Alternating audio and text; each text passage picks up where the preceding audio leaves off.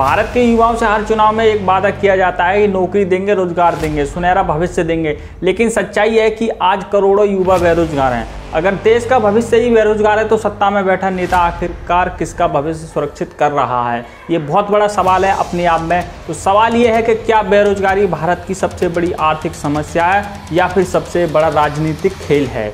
आज हम आपको बेरोजगारी की काली सच्चाई ही नहीं बल्कि उसके पीछे की राजनीति की काली कहानी सुनाएंगे। तो अगर आप भी स्टूडेंट हैं या आप भी स्टूडेंट के भाई हैं, पेरेंट हैं, तो वीडियो को पूरी देखें। तो चलिए दोस्तों वीडियो शुरू करते हैं। जय हिंद, जय भारत।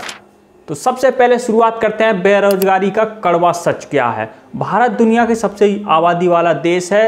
एक रिपोर्ट के अनुसार CMIE डेटा के अनुसार बेरोजगारी दर भारत में 7 से 8% पर स्थिर है। लेकिन इसके ज़मीनी स्तर पर नौजवान नौकरी खोजते खोजते थक चुके हैं। लेकिन ज़मीनी स्तर पर इसकी स्थिति और भी भयावह है। लाखों डिग्रीधारी ओवर क्वालिफाइड होते हुए मामूली काम करने को मजबूर हैं। जैसे एग्जाम्पल 2 लाख लोगों का चपरासी की नौकरी के लिए आवेदन दिया, जिसमें MBA और PhD वाले भी स्टूडेंट थे। आप सोच सकते हैं कितनी ज़्यादा भयंकर बेरोजगारी है भारत में। क्या यह वही अमृतकाल है जिसमें युवाओं का भविष्य रोशन होना था? तो दोस्तों, कांग्रेस का युग था। 1970 से 1980 में गरीबी हटाओ के साथ रोजगार गारंटी की बातें हुई थी। UPA सरकार 2004 से 2014 तक मनरेगा लाया, जिसमें ग्रामीण स्तर पर रोजगार बढ़ा, लेकिन स्थायी समाधान नहीं बन पाया। दोस्तों, NDA सरकार 2014 से अब तक वादा है हर साल 2 करोड़ नौकरियां। हकीकत डेटा ये बताता है कि बेरोजगारी पिछले 4 दशकों में सबसे ऊंचे स्तर पर पहुंच चुकी है। सरकार का दावा स्टार्टअप इंडिया, स्किल इंडिया और डिजिटल इंडिया से लाखों रोजगार बने, लेकिन जमीनी स्तर पर ये सब अभी दिखाई नहीं दे रहा। तो क्या युवा सिर्फ वोट बैंक है? चुनाव से पहले वादा, चुनाव के बाद भुला दिया जाता है। युवा के साथ बहुत बड़ा खिलवाड़ हो रहा है। उत्तर प्रदेश के फिरोजाबाद की रहने वाली शालिनी सिर्फ 22 साल की उम्र थी। उसकी आंखों में सपने थे अपने परिवार को गरीबी से निकालने के, सरकारी नौकरी पाने के। वो 4 साल से तैयारी कर रही थी, हर रोज घंटों पढ़ाई करती थी। घर वालों ने भी उम्मीदें बांध ली थी कि एक दिन शालिनी नौकरी करके माँ बाप का सहारा बनेगी। फरवरी 2025 में उसकी ARO परीक्षा थी। शालिनी ने पूरी मेहनत से पेपर दिया और घर लौटकर कहा, इस बार मुझे यकीन है सब ठीक होगा। शालिनी की आंखों में बहुत ज़्यादा उम्मीदें थी, लेकिन कुछ ही दिन बाद खबर आई पेपर लीक हो गया, परीक्षा रद्द कर दी गई है। यह सुनते ही शालिनी की दुनिया जैसे बिखर गई हो। 2 मार्च 2025 को उसने अपने कमरे में फांसी लगा ली। उसकी ज़िंदगी और सपने दोनों अधूरे रह गए। तो दोस्तों, ये किसकी गलती है? आप कमेंट में ज़रूर बताएं। सोचिए, एक 22 साल की मेहनती लड़की जिसने अपनी जवानी किताबों में खपा दी और वो मर गई। बेरोजगारी केवल आर्थिक नहीं, राजनीतिक संकट भी बन चुकी है। युवा सड़कों पर आंदोलन करते हैं, जैसे SSC पेपर लीक, रेलवे भर्ती, पुलिस भर्ती में देरी। कई बार चुनाव नतीजों में सीधा असर। उत्तर प्रदेश, बिहार जैसे राज्यों में बेरोजगारी सबसे बड़ा मुद्दा बन चुकी है। भारत बेरोजगारी की सबसे बड़ी जंग लड़ रहा है, लेकिन अंधेरे में भी उम्मीद की रोशनी है।